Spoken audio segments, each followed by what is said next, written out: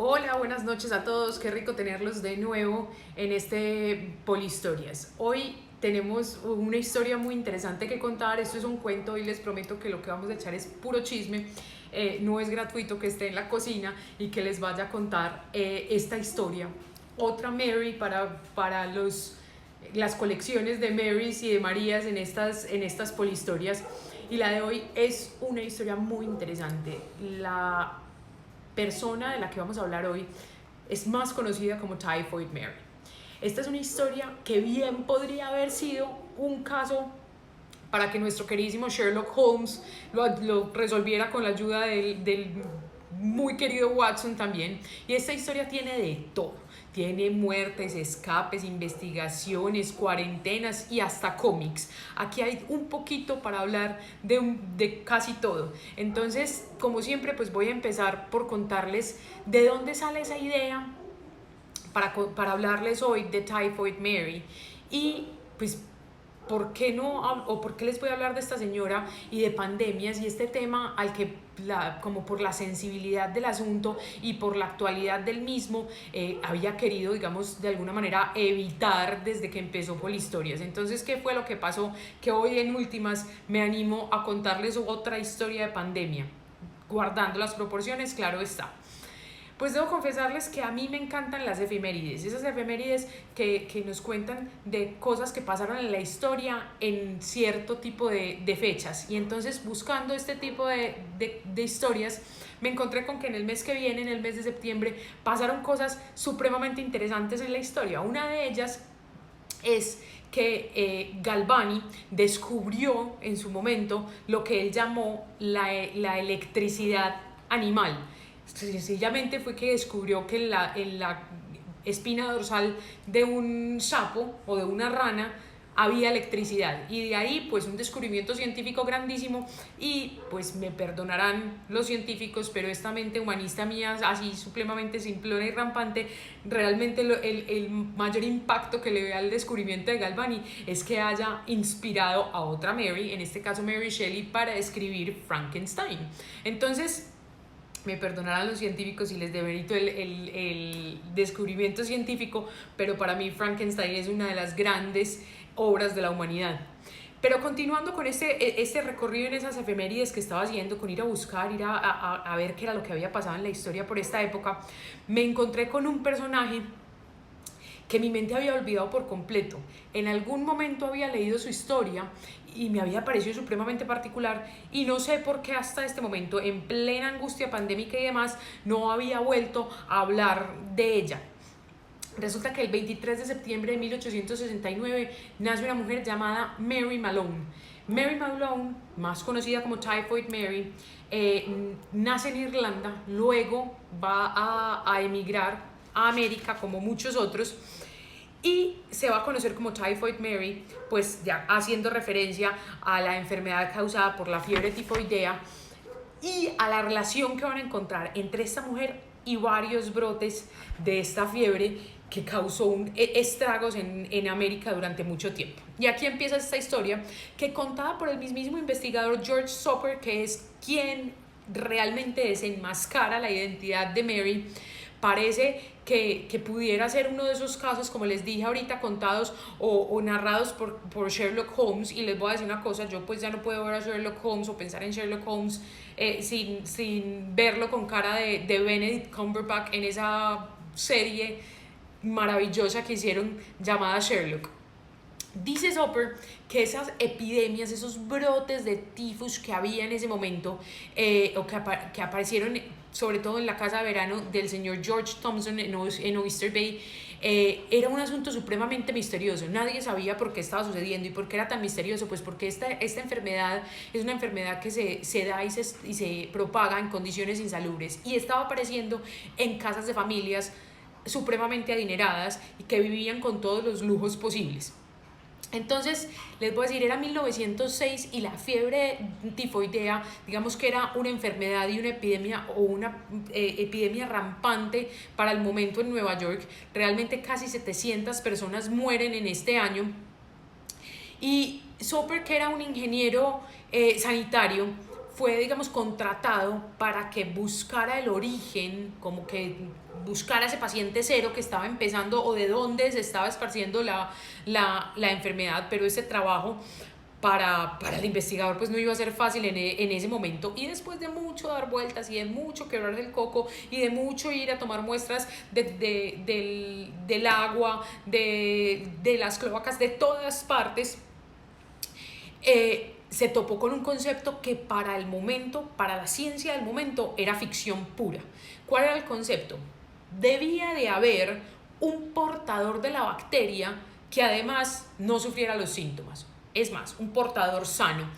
La ciencia nunca había hablado de ello, la medicina no había hablado de eso aún, y entonces probarlo era todo un reto.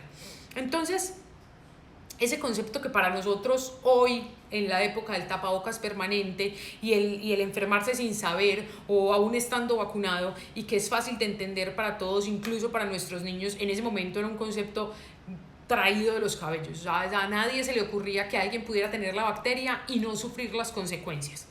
Y Soper empezó a investigar y redujo sus sospechosos y encontró el paciente cero en una cocinera de 37 años llamada Mary Malone, como ya les conté, que había nacido en Irlanda y había llegado a América como cocinera.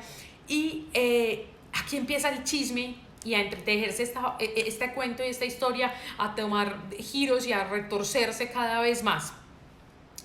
Voy a contarles quién era esta mujer y cómo, digamos, sin saberlo, supuestamente, iba a contagiar a muchos y a matar otros tantos. Mi mente retorcida y mi mente que quiere ver ciertos grados de malicia en casi todo y ver historias muy oscuras, considera que en la historia hay varios indicios de que ella sí lo sabía y se negaba o quería continuar haciéndolo. Ya ustedes al final de la historia me contarán ustedes qué piensan. Typhoid Mary era una cocinera de carrera. Desde 1900 hasta 1907 trabajó para 8 familias supremamente adineradas de Nueva York, de las cuales 7 de las 8 contrajeron fiebre tifoidea. En 1900 trabajó para los Mamaroneck, quienes a 2 semanas de haberla contratado empezaron a mostrar síntomas. Entonces se fue para Manhattan, en donde trabajó para otra familia que también se contagió y en donde murió la lavandera. Después se fue a trabajar para un prestigioso abogado, trabajo que, digamos, le duró muy poco, lo abandonó apenas se dio cuenta que 7 de las 8 personas que vivían en la casa enfermaron, obviamente, de fiebre tifoidea. En junio de 1904 se fue a un lugar que se llama Tuxedo Park a trabajar para otro abogado, y otra lavandera terminó muerta. Primero en el hospital y luego murió, y fue uno de los grandes indicios porque era la que más hablaba y podía describir a esta mujer que desaparecía rápidamente después de cada uno de los brotes. Para 1906, Mary fue contratada en el lugar donde va a empezar todo el cuento y se va a empezar a desarrollar la historia, en Oyster Bay, en una casa de verano de la familia de un poderoso banquero. Desde el 27 de agosto hasta el 3 de septiembre, de los 11 miembros de la familia, se enfermaron 8 gravemente. La enfermedad, digamos que en este lugar de Oyster Bay, como era un lugar alejado, un lugar de verano, no era tan común, de hecho no era nada común como si lo era en Nueva York. Entonces el banquero, muy preocupado, empieza a buscar quién le ayude a saber por qué su familia está enferma. Pues entonces empieza y contrata a George Soper, que es el investigador que nos cuenta esta historia, para que finalmente dé con el origen de ese brote que termina por matar a su única hija. Entonces, es aquí donde George Soper, digamos que desenmascara a esa asesina silenciosa y anónima, y se encuentra por fin la manera como de apuntar a quién era Mary Malone y qué estaba haciendo. Venía investigando el porqué de esos brotes en familias que eran adineradas y que tenían buenas condiciones de salubridad. Y en esa investigación era recurrente la descripción de una cocinera irlandesa que trabajaba con la familia y que cuando llegaban a investigar el brote ya nunca estaba, ya se había ido. Entonces, a Soper eso empezó a trabajarle en la cabeza y un brote nuevo empezó en un penthouse de Nueva York otra vez, y él llegó allá directamente sin que lo llamaran para confirmar sus sospechas. Mary era la cocinera y entonces 2 personas del servicio se encontraban hospitalizadas y la hija de la familia ya había muerto. O sea, fuera de eso, simplemente no sé por qué en la historia siempre morían las hijas de la familia. Soper decide confrontar a Mary en la cocina y la acusó de estar propagando la enfermedad y matando a toda esta gente, y lo hizo, pues él dice que de la manera más diplomática posible. Pues ¿cuál sería la manera más diplomática de uno acusar a alguien que está enfermando y matando un montón de gente?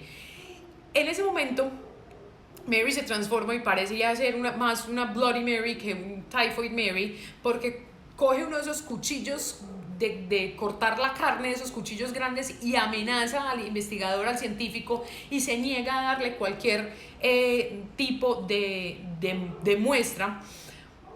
Por lo que entonces el investigador decide que lo que va a hacer es reunir una historia, como hacer un historial de los trabajos anteriores de Mary Malone, encontrando lo que yo ya les conté, que en 7 de las 8 casas donde había trabajado habían reportado brotes de fiebre tifoidea y habían muerto varias personas. Entonces él empezó a buscar a Mary por todos lados y se dio a la tarea de encontrarla, y localizó el lugar donde vivía el novio. Y aquí la historia se vuelve como capítulo de La Ley y el Orden, porque entonces va el investigador con otro médico, con una de las autoridades de sanidad de Nueva York y policías, a reclamarle a Mary que entregue muestras para ser estudiadas y poder saber qué era lo que estaba pasando. Pues Mary se niega, se escapa y la tienen que perseguir por todos lados. La encuentra la policía, la meten en una ambulancia, y uno de los doctores que estaba con Soper dice que era como estar encerrado en una jaula con un león, que se tuvo que sentar sobre ella para que no se le escapara. Y entonces van a llevar a Mary al hospital. Una vez en el hospital, el concepto que parecía ficción, este concepto del portador de la enfermedad, fue confirmado. Mary Malone era portadora de la bacteria, pero imagínense ustedes, en 1907, ¿qué hace uno con una persona que saben que es infecciosa, que es contagiosa? Entonces la confinan, la dejan salir, la tratan. Era un asunto no solamente médico y científico, sino además ético, supremamente complicado. Pues deciden confinarla en el hospital y lo llamaron cuarentena, bajo la premisa que usaron con todos nosotros en algún momento en esta pandemia, y es que éramos un riesgo para la salud pública. Entonces, después de muchas muestras, los médicos ofrecieron extirparle la vesícula, porque decían que era ahí donde residían la mayor cantidad de bacterias, y al parecer este tipo de cirugía era muy riesgosa en la época. Obviamente ella se negó, además porque ella creía no tener nada que ver con la enfermedad. Decía que la enfermedad estaba en todas partes y que por qué la iban a acusar a ella particularmente de ser el portador de la enfermedad. Entonces este asunto va a ser crucial en la propagación de la enfermedad. Porque ella dice, y en todas las confesiones uno de los puntos que muestran y que resaltan los investigadores es que ella confiesa nunca lavarse las manos. Entonces, pues por eso empieza a ser tan contagiosa, y eso le hace a uno como resonancia y le empieza a traer todo esto que nos han repetido en esta última pandemia, y este bendito murciélago, y que nos lavemos las manos, y que ese es un punto contagioso. Pues es una manera de contagio. En el caso de Mary, esa aceptación de que no lo hacía, de que había problemas de higiene, y fuera de eso el hecho de que trabajara como cocinera, pues iban a ser los factores fundamentales para que decidieran dejarla en confinamiento. Pero había algo peor. Como ya les dije, ella se rehusaba a que tenía la bacteria, y además se rehusaba a dejar de trabajar como cocinera. porque este trabajo le representaba muchísimo más dinero que otros trabajos que podía tener en el momento. Soper publicó los resultados de su investigación y fue entonces que esta mujer adquirió ese sobrenombre de Typhoid Mary. Que incluso, esta parte me pareció súper interesante, este sobrenombre se ha empleado tantas veces y para tantas cosas que imagínense que llegó a inspirar una de las villanas de Daredevil de Marvel Comics, y en donde la muestran como una villana medio enferma, medio loca, pero que además contagia una enfermedad que es supremamente mortal. Entonces también va a generar una idea de ese mito urbano que acompaña ese nombre y que seguimos usando ese nombre como de manera coloquial para llamar a cualquiera que esparza o contagie alguna actitud negativa o influencia de manera negativa a los demás. Entonces los llamamos un Typhoid Mary. En 1910, después de una cuarentena de 3 años, imagínense una cuarentena de 3 años, uno metido en un hospital, sintiéndose bien porque ya no estaba enferma, sin Netflix, sin redes, sin ningún tipo de entretenimiento, pues cualquiera se chifla y tira la toalla.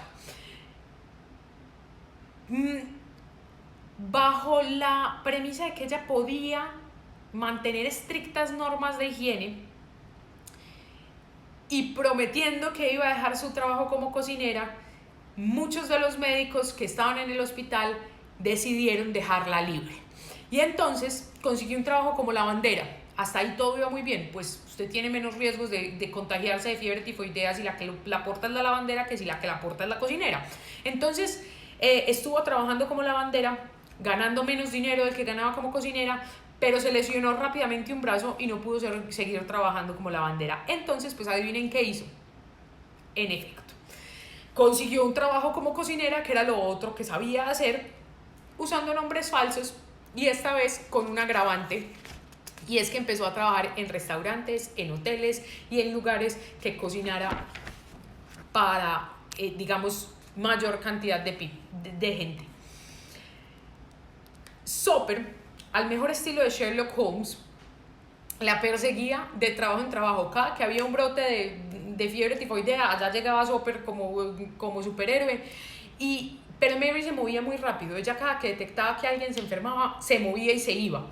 Y en 1915, imagínense, estuvo más o menos 2 años trabajando como lavandera y volvió a trabajar como cocinera. Entonces otros 3 años. En 1915 empezó a trabajar en el hospital para mujeres, obviamente como cocinera. Y rápidamente 25 mujeres se infectaron y 2 de ellas murieron. Entonces el médico de cabecera del hospital contactó a Soper, supremamente inteligente, que llegó allá y de una identificó a Mary entre el personal de servicio. De nuevo, Mary se escapó, salió corriendo, como les digo, era súper escapista, pero la policía la encontró unos días después. Adivinen qué, es que aquí es donde yo les digo que es imposible no pensar en que ella sabía lo que estaba haciendo. ¿Saben cuándo la cogieron y qué estaba haciendo? Llevándole comida a una de sus amigas. Creo que ya hay una posibilidad de uno decir que hay una intención, ¿cierto? Entonces, vuelven y la capturan, y poco, casi se sabe, casi nada, perdón, se sabe de su vida durante esa segunda cuarentena, que duró más de 23 años. Estuvo encerrada más de 23 años en el hospital, en donde se saben pocas cosas, que por ejemplo a los muchos años de haber dado casi 3 muestras diarias para su análisis y demás, le hacen como una cabaña aparte y la aíslan del resto de los pacientes, y una investigadora, una química que estaba haciendo una investigación en el hospital, la contrata para que lave los utensilios en el laboratorio. Después de eso se sabe que tiene un derrame y va a morir a los 69 años de una neumonía, porque nunca se recupera muy bien de ese episodio del derrame. Y así pues, con la historia y esta aparición de Typhoid Mary, Muchos dicen que infectó a más de 100 personas y que pudo causar la muerte de más de 50. Pensemos que esto estamos hablando de 1906, 1910. Esto es una cantidad de gente impresionante en una ciudad de Nueva York que todavía es muy pequeña.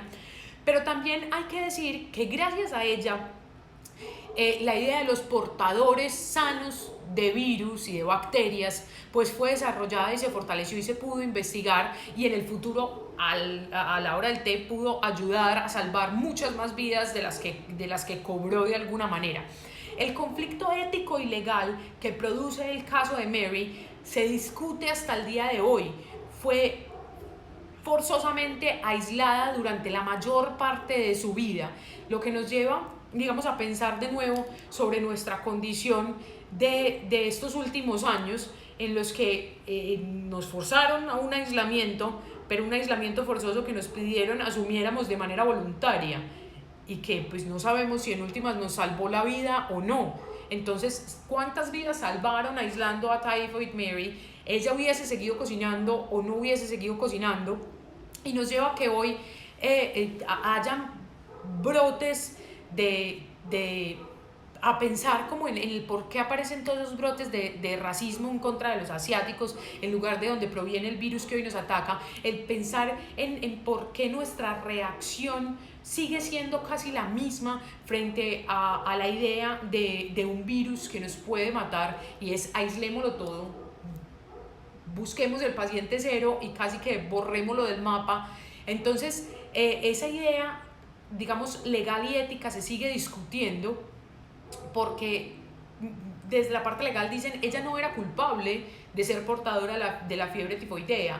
De hecho, se contagia durante el embarazo de su madre, que sufre fiebre tifoidea mientras está en embarazo, y eso la convierte a ella en una portadora. ¿Es culpable de eso? No.